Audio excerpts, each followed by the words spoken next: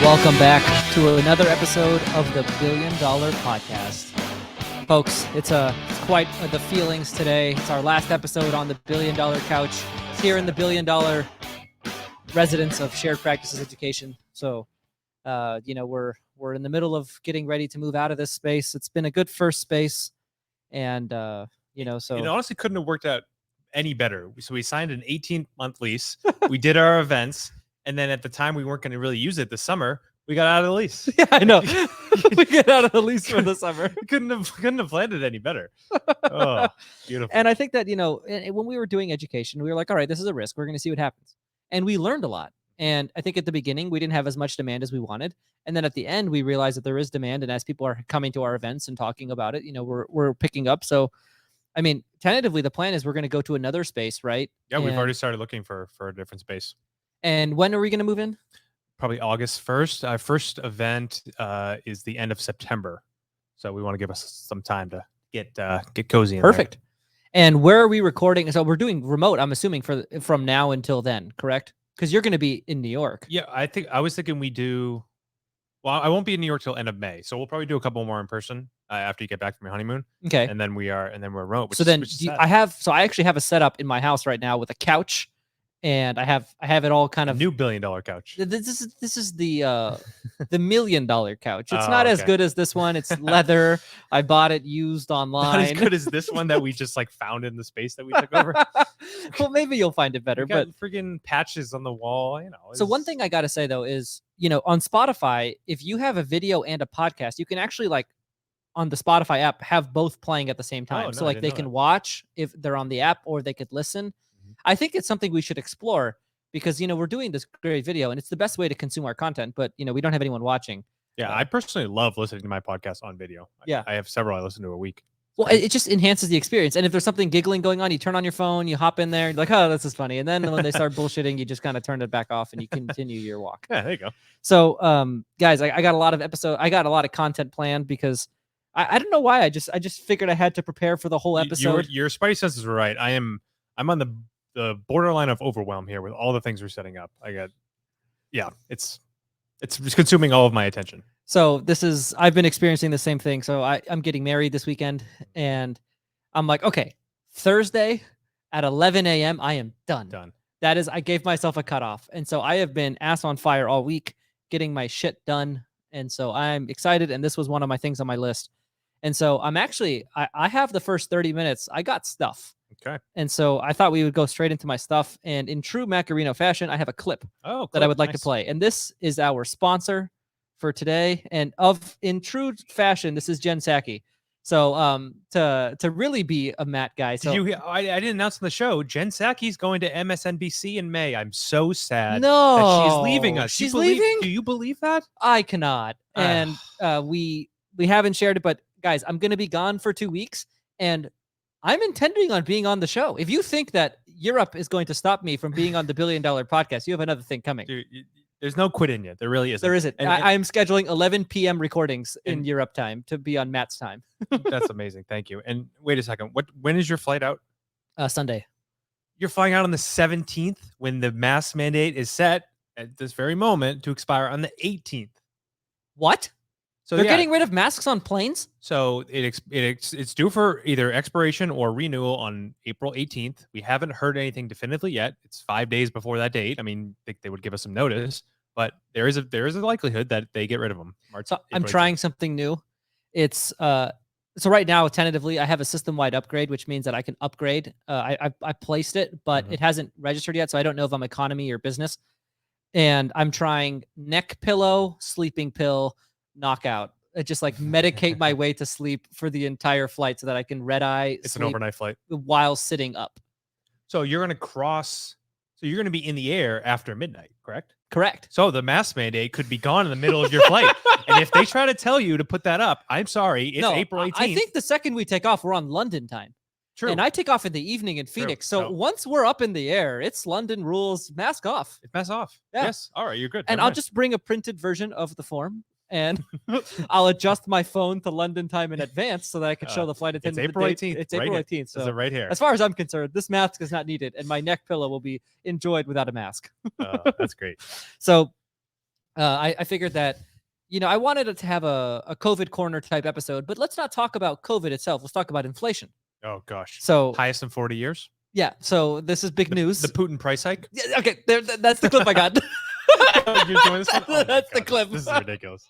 So it's from Pompliano, and we get to hear Jen Psaki talking about what is referred to as the Putin price hike. Yeah, they've been pushing this for months now. Go ahead. The actions we've taken to address the Putin price hike, we are in a better place than we were last month. But we expect March CPI headline inflation to be extraordinarily elevated due to Putin's price hike. And we expect a large difference between core and headline inflation, reflecting the global disruptions in energy and food markets. So core inflation doesn't include energy and food prices. Headline inflation does. And of course, we know that core inflation, energy, the impact of energy, of course, on oil prices, gas prices, we expect that to continue to reflect what we've seen the increases be over the course of this invasion. Over the course of the invasion, they blame it all on Russia. Unreal. This is insane. So you know what the best part about inflation is? They can't ignore it. So they're not able to do that. You cannot ignore it. No, because everyone is paying the higher prices on everything. Gas is in your face wherever you drive. You know the price of gas. So they have to. So they can't ignore it. So they have to explain it away. And what perfectly lines up with the time that everything's going up? Putin. And so I thought this would be a great opportunity for me to embody a principle that I talk to Matt about all the time. So we talk about this. Anytime there is change, we will end up better off as a result of the change, right? We talk about this all the time, right? Anytime we're doing a business deal, if there's like a little bit of flux, a little bit of change, we're going to look for the opportunities for us to come out ahead given the change, right? And so I want to talk about inflation that way. Let's not talk about it like, oh my gosh, like it's all going to be terrible. It's going to be scary. Let's talk about inflation as an opportunity, because I think that that's the piece of information that we could actually provide of value.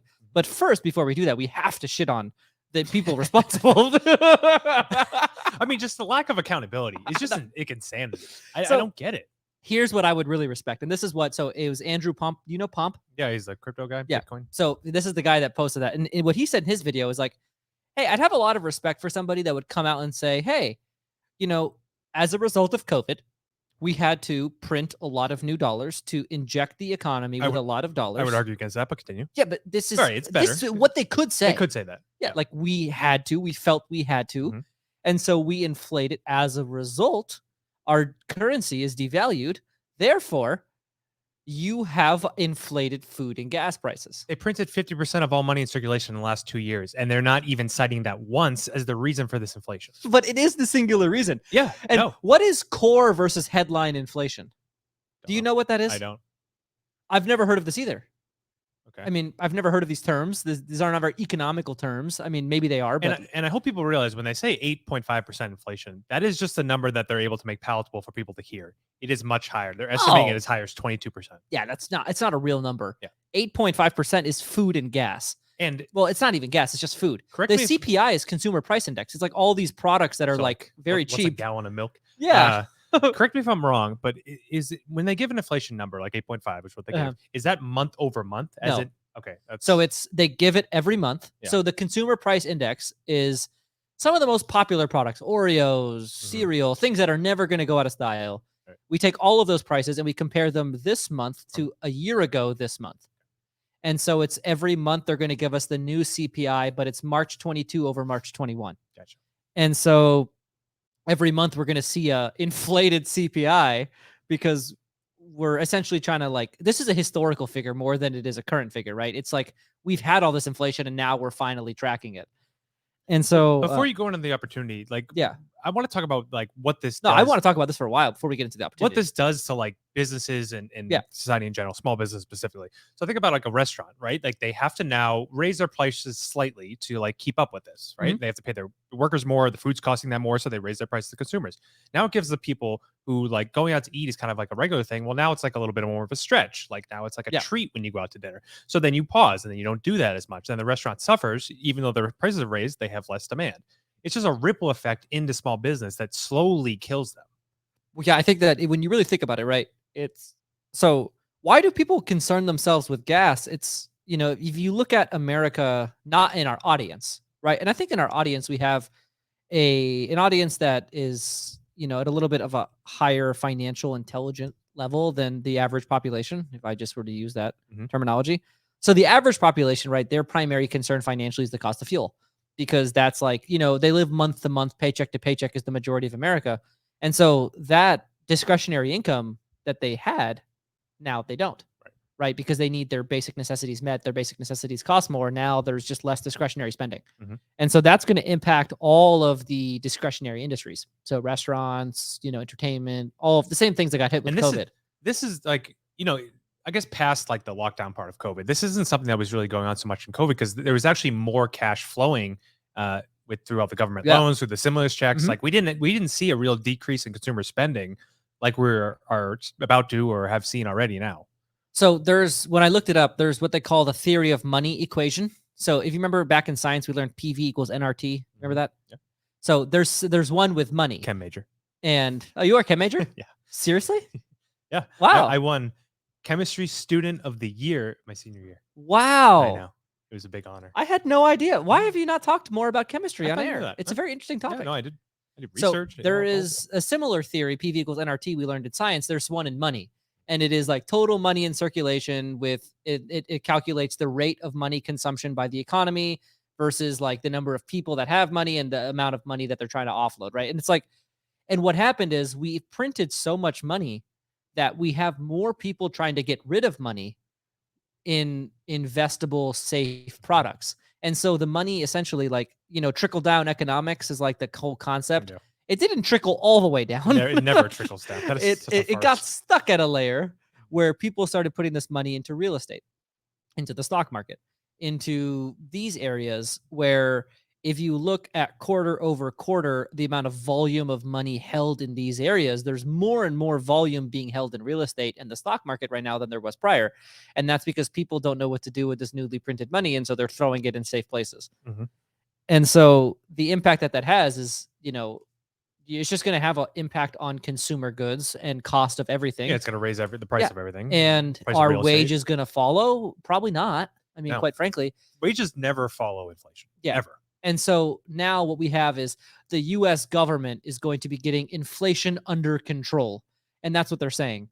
And I'm actually, as an observer, incredibly curious and interested in what they're going to do, because what they have to do is they have to instill belief in the value of the dollar again, right? That's what they've lost. Good luck. And so how they're going to do that, I'm imagining, will include more printing and more spending.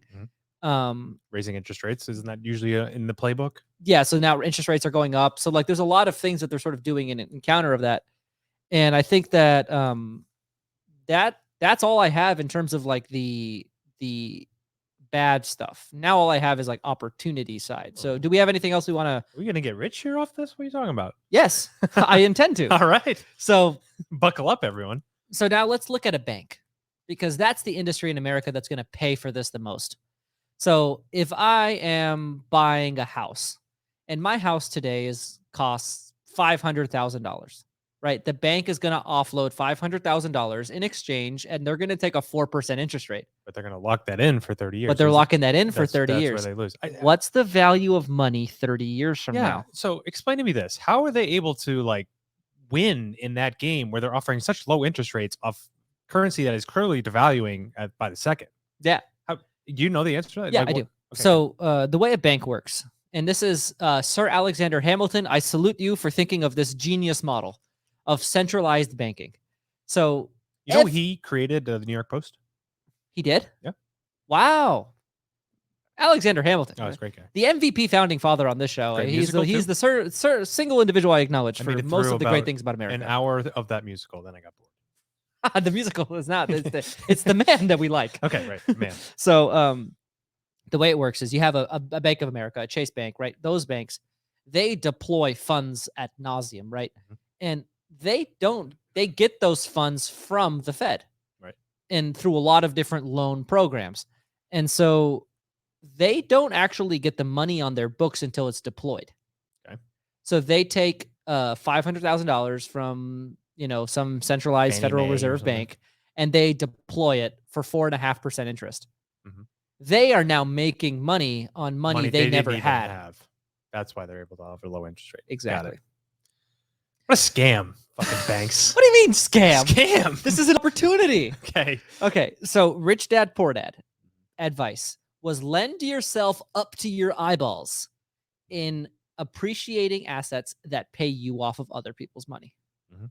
So I'm going to use the car business as an example of how I did this. And I'll talk about more opportunities of where I'm looking in the future. So the car business, I took out, a large amount of loans off of, 20 vehicles.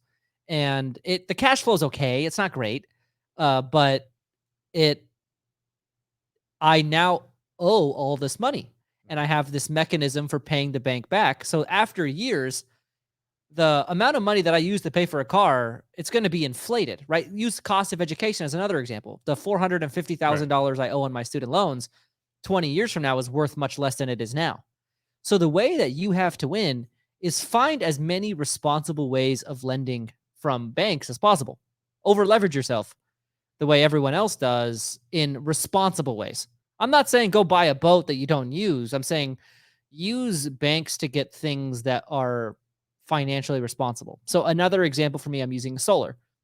Mhm. So I'm living in the house that I'm currently living in, and if I get solar on my roof, I'm using my credit. I'm not using any of my own money. I get a tax credit, and then I'm saving on my electricity. And then when I sell the house, the solar panels are there and they have value. Mhm. Right. And so that's an exchange where I put zero of my own money down. I used a bank to fund all of it, and my asset holds value because it's a thing. Solar panels, cars, cars are depreciating. I wouldn't use that as a great Right. example unless you have a way of making money. Real estate, Real estate, solar panels, anything that would hold value. And then you let the bank hold the note that will depreciate in value with inflation. who is not caring because it's not their money. It's money that they've already given, and now they're just getting an interest So rate the on. government is the one losing out in this equation. Is that what you're saying? Correct. But that's okay because they'll just no, print more money. Yeah. right, So who cares? Print more money without any input from any of the Congress or American people. And so this is where, okay, we have all this we have all this information, right? Of teaching you about inflation, we're teaching you about COVID. We've done all these great topics on the $1 Billion Podcast. Now let's start using them to make money, right? And so we understand the way this American economy works. We understand who are the winners, who are the losers, and now we understand how people can play the game and play the game. Like, for all of you getting student loans, I would be thrilled that I'm getting a student loan today. And they're still not paying on the student loans, too. I know. I haven't paid a single payment on my student loans still. I can't believe you're still with federal income-based student loan payment. That is so funny. You're going to die with that loan. Of course. I think I'm going to get rid of the government loan. You're going to be 105 years old, croaking with $200K left in your student loans. Yeah. And the value of that dollar is getting less and less by the day. So I'm going to keep my own dollars and put them in things where they're safe. And I'll take other people's dollars and I'll use them for my economic activity. And I think that the three letters that I would like you to take home with you on this COVID Corner episode, OPM, other people's money. Got it. Use other people's money at an interest rate that is less than inflation, and it is free money. Yeah. Isn't Bank of America now offering dental practice loans for 1.8? 1.8%? That seems wrong. I think there's a typo there. No. I was on the phone today with someone high up at this specific bank, and I was asking them the same question, and the answer was treasury management services.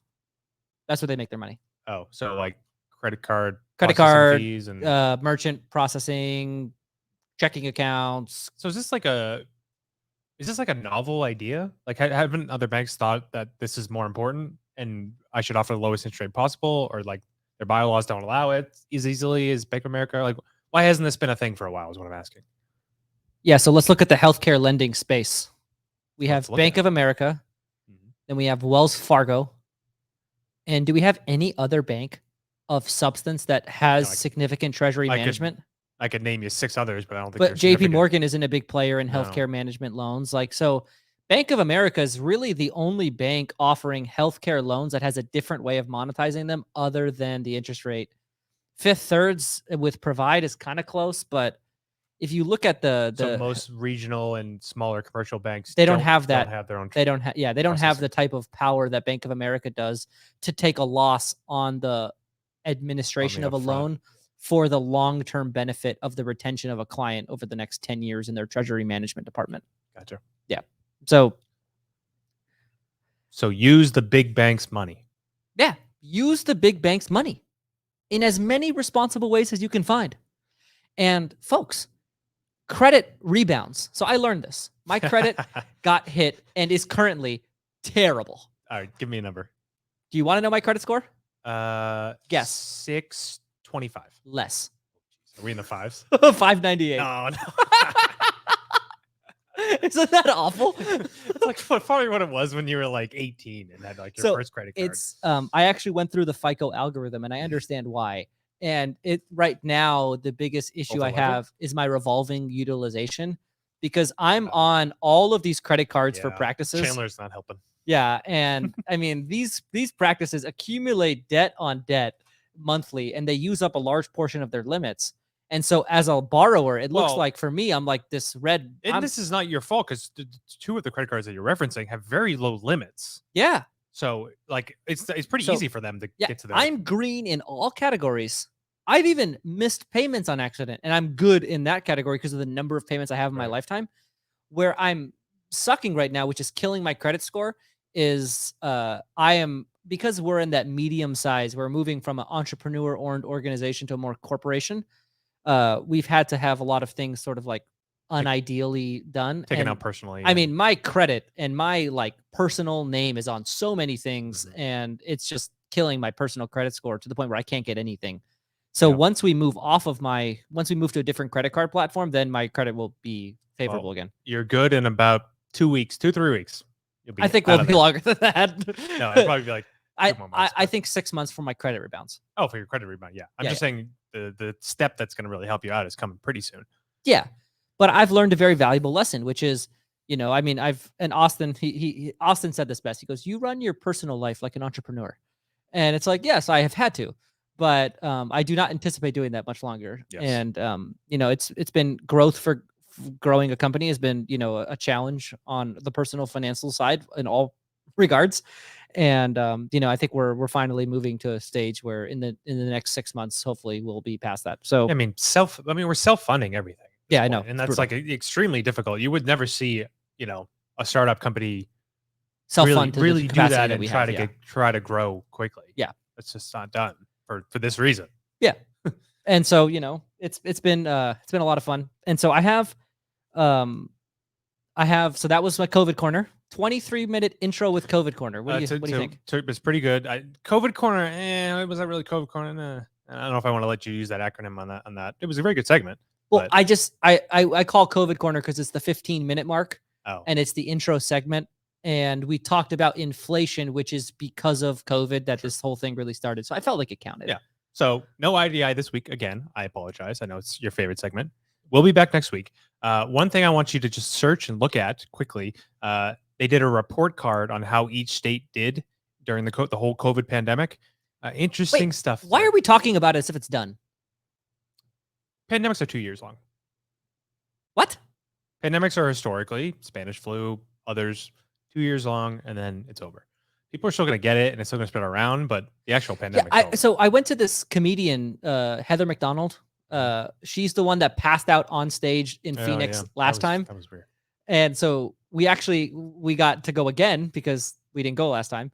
And so we went and she literally said on stage that she's from California. She's from Orange County. And she said, I got the vaccine 3 days prior. Weird. For on-air requirements because she's on Bravo and she goes on TV and stuff. Oh, she was coerced into she had to get the vaccine and she passed out on stage 3 days later. And she was like, she legitimately on her act blamed the vaccine for her being in the hospital. And she was like, I'm never getting it again. I didn't make up those numbers I shared a couple weeks ago. Yeah. Those are real numbers. And that sounds like a lawsuit to me. But I was forced to get this. I didn't want to get it. And then look how it damaged me. She said that her vaccine card doesn't have enough space for more vaccines because how many did she get? So she's in California. So she got the first one right when it came out, 4? the second one, and then she's gotten every booster on time.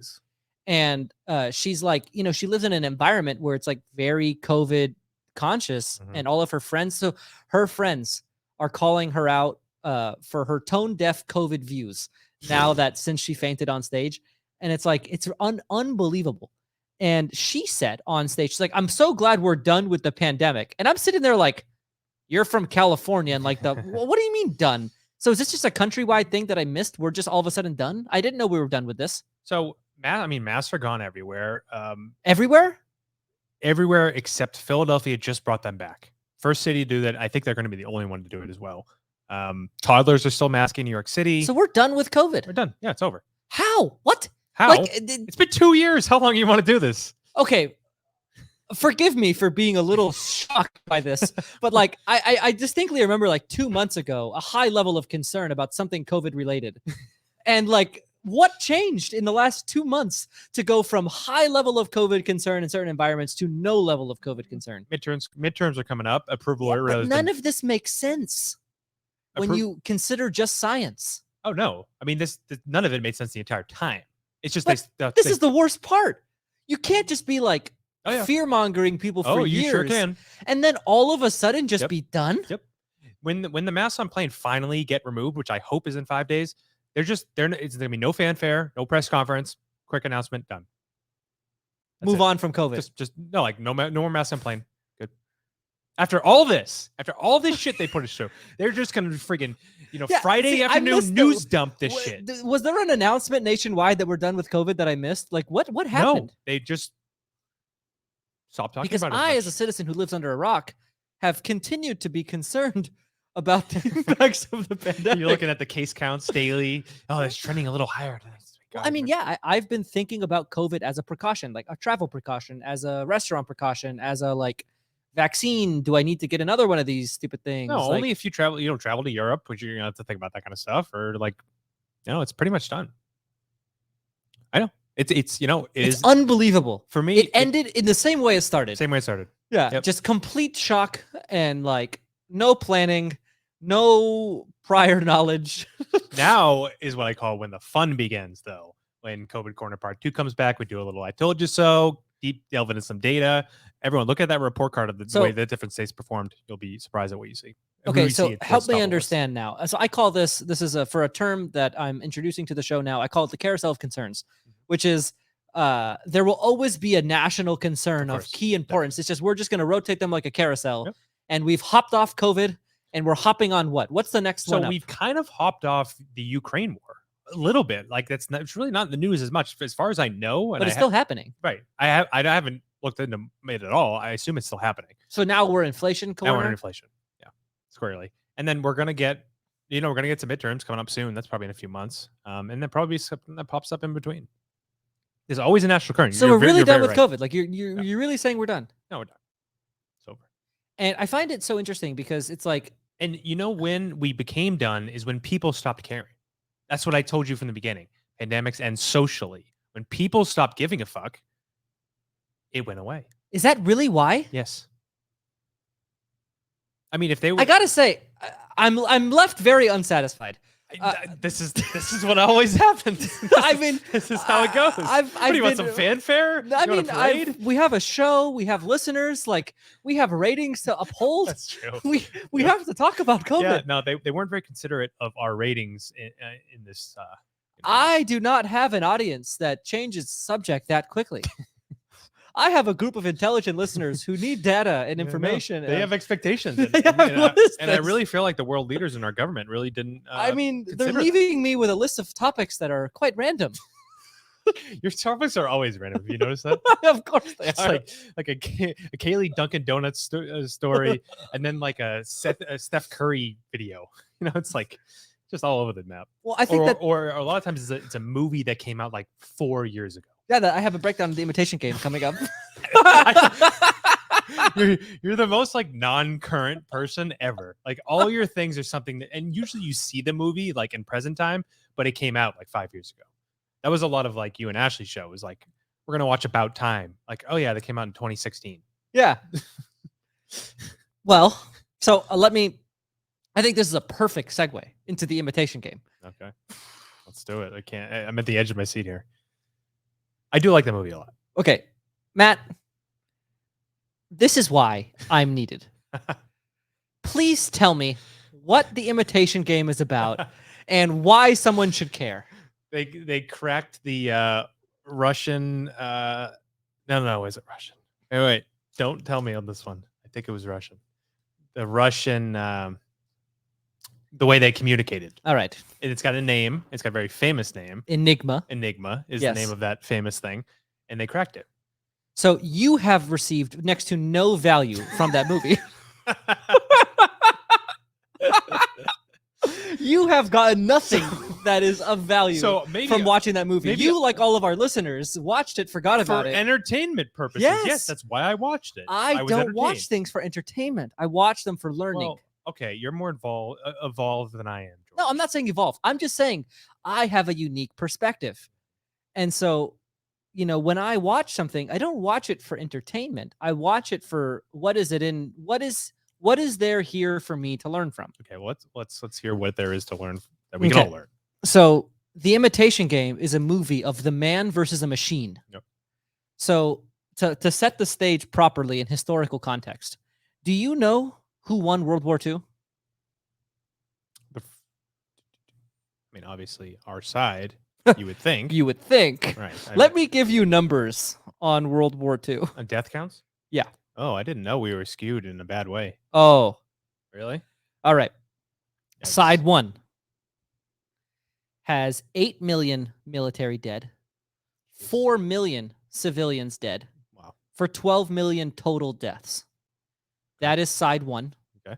Side 2 has twice as many military deaths at 16 million, 11 times as many civilian deaths at 45 million civilians died, for a total death count of 61 million deaths. Damn. Who's who? I mean, obviously, we're the second one. We're the winners. 16 million Where are all those military, citizens 45 from? million civilians, and 61 million died. Where's the civilians from, mainly? So I'd imagine that it's primarily in Europe, where the Jewish people. No, it was England. England, Bombings. England bombings, air bombings, a lot of deaths, naval. Yeah. So, because most of the war was fought in England, it was in Europe. So what France. happened is Germany started, and in Germany, on the left of them, if we're looking at a map, the left is France, the right is Russia, right? And if we're looking at like major powers, and then there's countries in between. Right. And so what Hitler did was he began the war by invading Poland and essentially making his way towards Russia. And as he was getting traction, he made his way towards Poland, and he occupied France. Yep. He had alliances with Italy and Japan, and he had control of Spain. So pretty much at this stage of the war where the movie takes place, Hitler is on track to take over all of Europe. And do you know how America won the revolution? I talked about it previously. French. What? French bailed The us French out. gave them money, but they outspied England. And so there's a theme. Every war I've looked in, it's not the person with the most power, money, whatever. It's the person with the most valuable intelligence that wins. And so what Germany was doing was brilliant. In terms of, if we're going to take out like how they're ethical as people and their ideals and all of that, we're just talking war strategy. Their war strategy was the most sophisticated of the time. They blasted all of their communication over an AM radio frequency available for the entire world to intercept and for their ships. And what they did was they encoded it in a code that no one could crack called Enigma. Mm-hmm. And so the way it worked is every day at midnight, they would reset the settings of this machine. And you would have 24 hours to figure out the code before they would reset it again. Yep. And there are 1.59 times 10 to the 20th possibilities in Enigma. Ouch. 159 million possibilities on what that settings could be. And only if you have the one in that number could you figure it out. So the Americans couldn't crack it. The Russians couldn't crack it. The French couldn't crack it. The British couldn't crack it. And so what's happening is you have Germany blasting the locations of all these ships and people and planning attacks and everything over AM radio across the whole world for them to see, only for their ears. It's the most efficient way military information, in my opinion, has been disseminated from what I've heard. Mm-hmm. And there might be a more efficient way, but it was just brilliant. And so there's this mathematician, Alan Turing, in the movie. He goes to the royal, assembly in Britain where they're doing this. And he was like, this is a radio factory, and I think that you guys are trying to crack Enigma. And they're like, how do you know about Enigma? And he's like, well, it's the most complex problem available to any mathematician, and I would like to solve it. And the biggest issue was that they were trying to use people to like understand the code and like find patterns, and like they were choosing chess players and like all these like really smart problem solvers, but they were trying to beat a machine with a man. And the whole movie is this theme of man versus machine. And so they created, and this is where I was so let's pause from The Imitation Game. We're pausing from the movie and we're talking about why I do this. So in this deep dive, I'm going to take you through why I go to these random things. I was reading a book by Ray Dalio called The Changing World Order. And he talks about market cycles, and, we're going through a market cycle. So you're actually making it through that book, because I could not. Yeah. And one of the principles he talks about in that book is very important. And he says, humans as a race always adapt to get themselves what they need. And so what Hitler was doing at the time in German naval forces is England is a super powerful country in a really inconvenient spot. It's like up north, way up high. It's kind of hard to get things to. So he was like, you know what? Every time you guys try shipping food to this country, I'm just going to blow up the ship.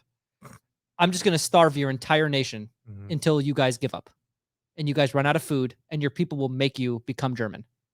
That was his plan. He's like, because he knew the Allied forces were so stubborn. You can kill as many of the civilians, military, they were never going to give up. And so he said, I'm going to force them to surrender by starving the entire country. And so he's bombing all these ships.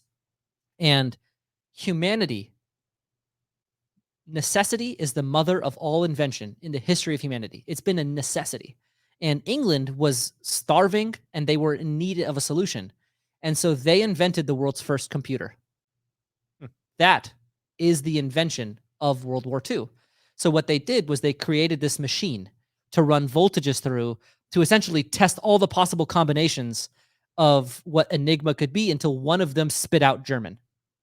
And so they were like, all right, let's just run through. And the issue they were having is they never, ever in the entire course of the whole war built a machine fast enough to process that many possibilities in 24 hours. So how did they win? You watched the movie. You got all the value out of it. This breakdown is not needed. There is no value in the 5-year-old thing, right? So what value? Why? How did they win? I don't remember how they broke it. It's been a while. Heil Hitler. Oh, right. Heil Hitler was the statement said at the end of each one. Of every one. Yeah. It was a filter. So then what they did was they set a query. They said, we don't need to figure out all of them. We just need to figure out which combination leads to Heil Hitler. And so they ran it through Heil Hitler, and they, within 20 minutes, it seemed like in the movie, I don't know how long it actually took in real life, were able to, at the beginning of every day, they were able to get the code cracked. And then they were able to intercept all German communication throughout the entire day. You know how long after that did the war end? 2 years. Okay. So this is the hardest part, though. They knew if Germany knew that we had the code to Enigma and we knew it, they would stop communication on Enigma and we would lose our advantage. Of course.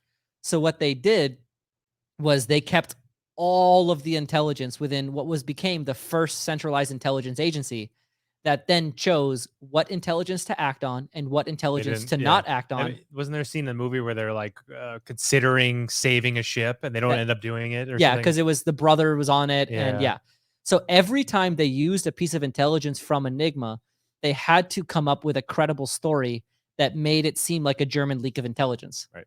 And so what happened over the course of 2 years is Hitler became incredibly paranoid because he kept thinking we have all these leaks and we're losing track of the war. And essentially what actually happened was the Allied forces had all the information and they're like, all right, this ship has a lot of food. It's key that we make this one through. Let's make up some reason. We let this ship through and we let you bomb the empty ones that don't really matter. So Germany keeps thinking Enigma's working. They keep broadcasting all their valuable intelligence. The British-American alliance is grabbing all of that intelligence, and the Allied forces are slowly but surely, they were behind a lot, and they ended up winning the war and getting Germany to surrender based on the cracking of Enigma.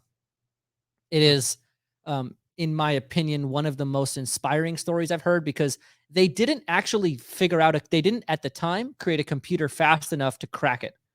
So they had to combine man and machine to beat machine. And without man, machine doesn't win alone. It's the ingenuity, the creativity, the original thoughts. And I think that, like, the meaning I took from it was, our world is moving into artificial intelligence, and we are creating machines that are more powerful than men have ever become. And crypto is a whole economy based on coding algorithms, right? And there is this movement and this discussion of artificial intelligence versus natural intelligence. And they're devaluing human intelligence in certain areas. And so us as humans, we need to take it upon ourselves to understand our true value over a machine, so that we can position ourselves to be of the highest value in society. I just feel like that allows humans to do their most unique, highest value thing without having to do something that could be literally replaced by a computer. What is that? Empathy, emotions, connection. I don't know. False. Relationships. Relationships is one, right? But when I said this, so then I sat this movie down and I watched this movie and I was like, okay, so when I watched this movie, I saw, all right, man beat machine. Machine didn't beat machine. Man beat machine. And it was through original thoughts.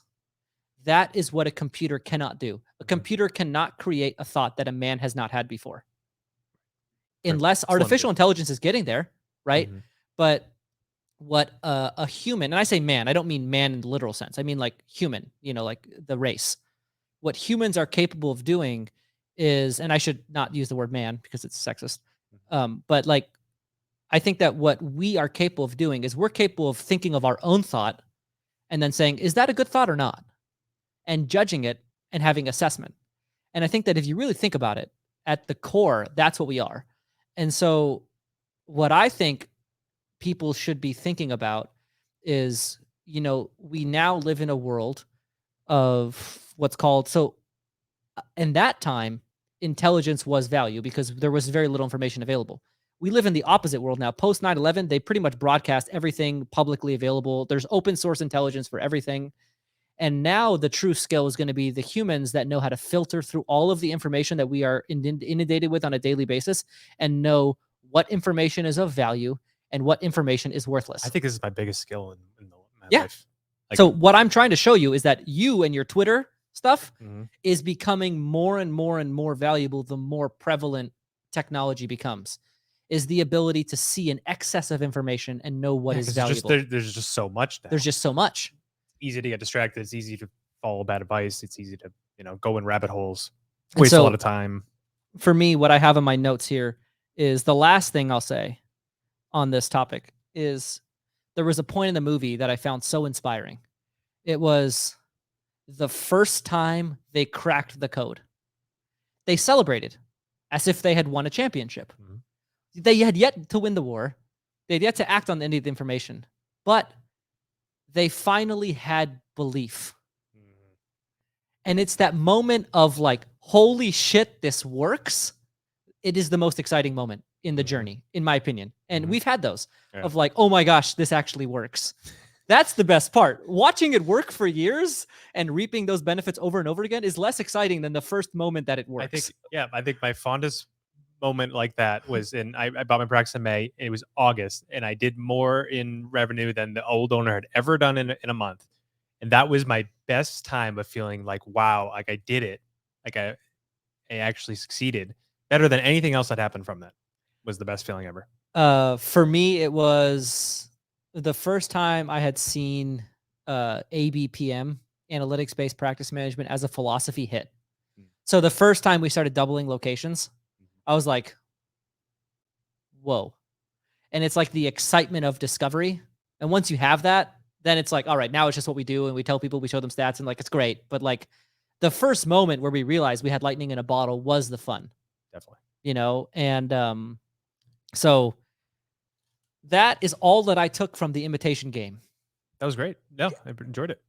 So No more hard time about my timeless living under a rock breakdowns. It's just so consistent that it's like movies from 2015 to 2018 is just where George is living right now. And then, years later, he'll start like watching the movies that are coming out, recently. So I learned reading Benjamin Franklin's autobiography was a very eye-opening experience for me, because I was like, wow, there's so much here, yet there's nothing here of literal value. Like, the guy lives in 300 years ago. We should take nothing they say literally. They are clueless. And me 20 years from now, please don't take anything I say literally. Like, it's all in the interpretation and the application to a new situation. Yeah. That's the value. Yep. And so someone listening to the show, what I hope they get from my contributions is mindset development. I'm going to show you all these off-ball, quacky, weird things that you've already looked at. And like Matt, you're like, it was a movie, it was entertaining, it was great. And then I go in there and I spend hours thinking about the Imitation Game to get different understanding. And I hope to give that to people. Yeah, no, it's one of your superpowers of, extracting useful information from like the most random sources. Yeah. It's very, very good. This is what I was telling you about. I remember I told you I dedicated my journal to my teachers, and I don't mean that literally. I don't mean my instructors. I mean like the people who have taught me things. Alan Turing being one of them, and unfortunately to my teachers and Alan Turing. No, to my teachers, and teachers is a word for people who have taught me things, not instructor. Like it's like a capital T, right? Teachers. I should capitalize it. At the moment it's lowercase, but I'll go back and capitalize it today. So that was my story on the Imitation Game. And if you don't like that, I'm sorry. So we got 15 minutes left. We got a question. Got one question I'm gonna pull up. Yeah. It's I believe it's from Evan, I want to say. Is it dental related? No. Evan says, have you watched Winning Time?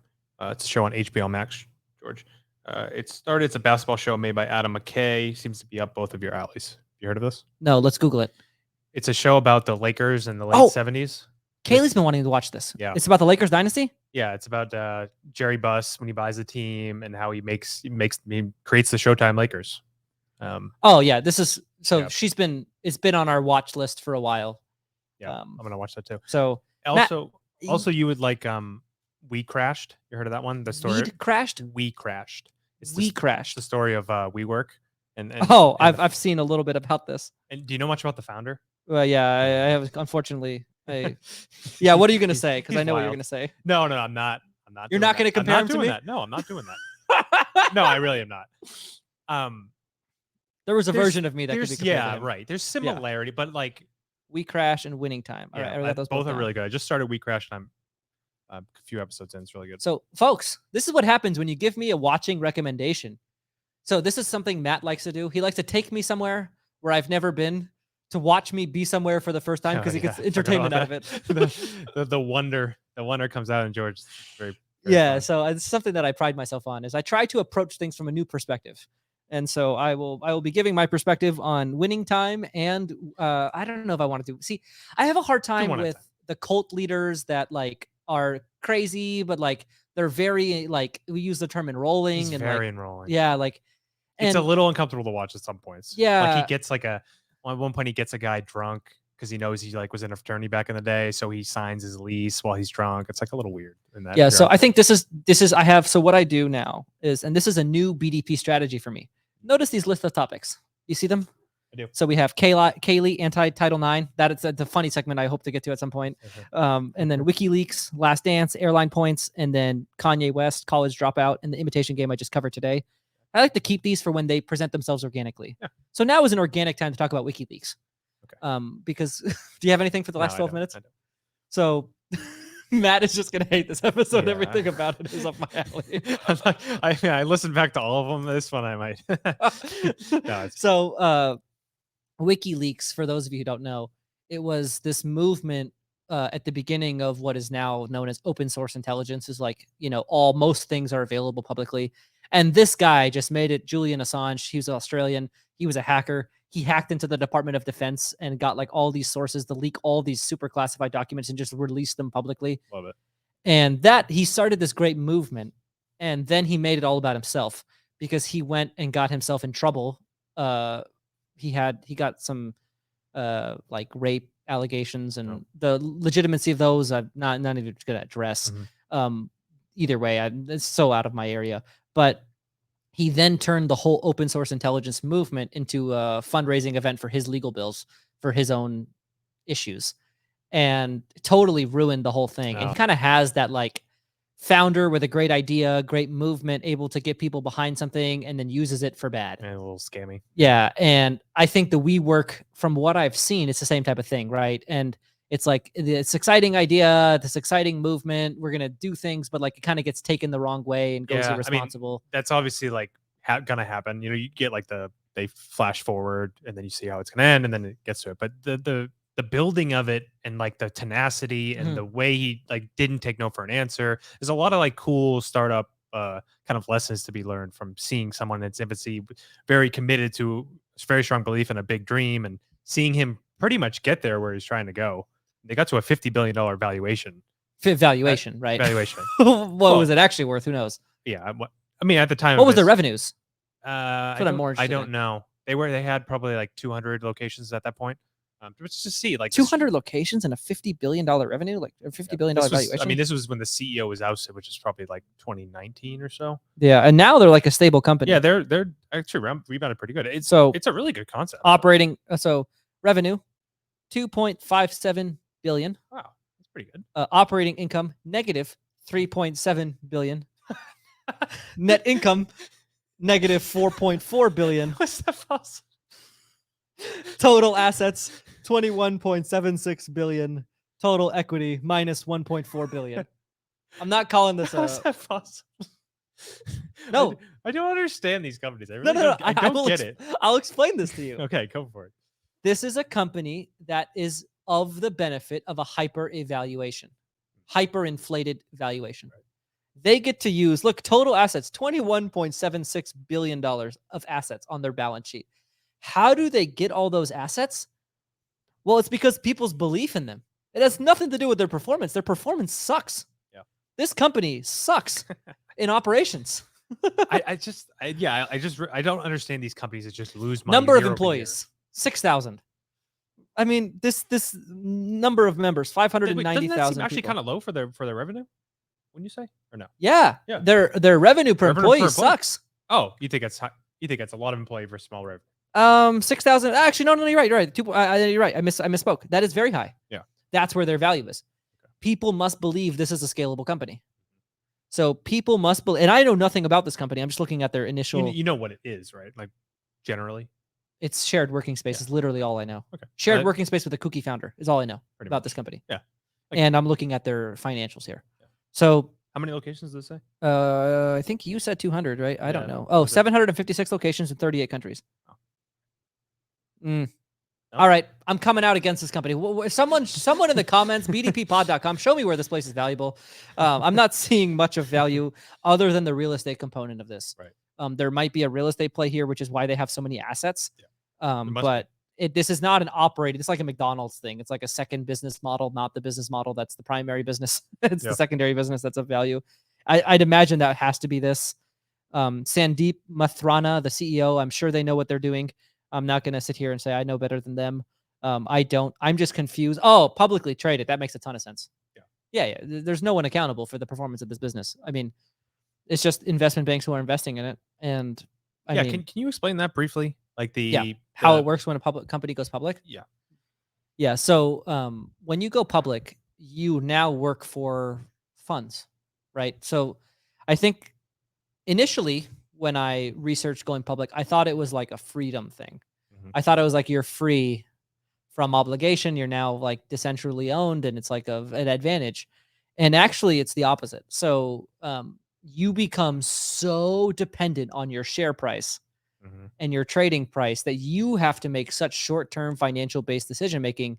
And it's kind of like money. It's like you have to instill belief in the company to the people who own stock. And realistically, WeWork is kind of like this ideal, like it's got some public appeal, so it's going to get some inflated valuation because you're going to get some emotional. Yeah, it's really well known and like it's got people. The emotional, like, oh, I know WeWork, they're great, it's going to go up, like that guy. You're going to get that guy investing in the company, but like that guy isn't the majority of the shareholders of $50 billion of value. It's the majority is like, some investment banker on Wall Street who owns and manages a $5 billion fund and is putting $200 million in WeWork. and they're on calls with the CEO and the CFO, and they're talking about the future plans of the company to make sure that their money is well held. That's the majority of going public, is your relationship with the people who own your company. And I would imagine at that point you need to have a board to go public. Yeah, you have right? to have a board, and there's all these rules. Yeah, sounds a lot more attractive than I think it's really great for, and this is where I think public has an advantage. So private, you have the freedom to operate freely. Public, you have longevity. Your company is a lot safer in secondary and tertiary operators beyond the initial founders in publicly traded markets, because there's so much money tied to the performance of that company that it realistically can't fail. They have to inject it with capital to keep it alive, because too many people would have too much going to zero if it failed. So if you explain that a little further. So you're saying if there's a second generation, C-suite So- coming in, so like we're 6 founders that started our Yeah. company, and we're going to be 6 operators for a long time. We Uh-huh. all have limited lifespans, right? So at some point there's going to be a second generation of operators, and the performance of a second generation of operators is where privately held companies die. There's not a good succession plan. This is like generational wealth, how so much of it goes away in Exactly. first generation. Because the people that made it and the people that are the reason why it's doing well are also the ones. So founders of privately held companies that have grown to be large without solid succession plans have tanked. Publicly held companies don't have that same tank because they're so short-term financially operated. They kind of just maintain. They're just like maintain, and they do well. And there's just so many checks and balances of the operations. All the financials are public. There's so many institutions that hold interests in that company that they'll just make sure that they continue to perform. It's like when you're ready to like have your company become short-term financially driven, but last a long time, that's kind of my opinion, the time to go public, from what I've been reading. But I think that this speaks to something I haven't talked a whole lot on air about, but I've really been enjoying, which is the accounting part of my job. Oh yeah. So tell us how many continuing ed accounting credits you're up to now. So I am in my role. I think what I've tried to find is the highest impact areas where I can use my strengths and weaknesses to my advantage, and somehow I ended up in accounting. And I'm just gonna straight up say it. I mean, I'm really enjoying this. Nice. Every part about it. Like Matt had me do this project yesterday that I'll never forget this project. It was, so we have to, as part of our closing requirements, we have to give the bank projections, but it's not what we think is going to happen. It's what they think is going to happen, but it's not what they think is going to happen. It's what their underwriting department would like to see on a projection. What kind of garbage is this?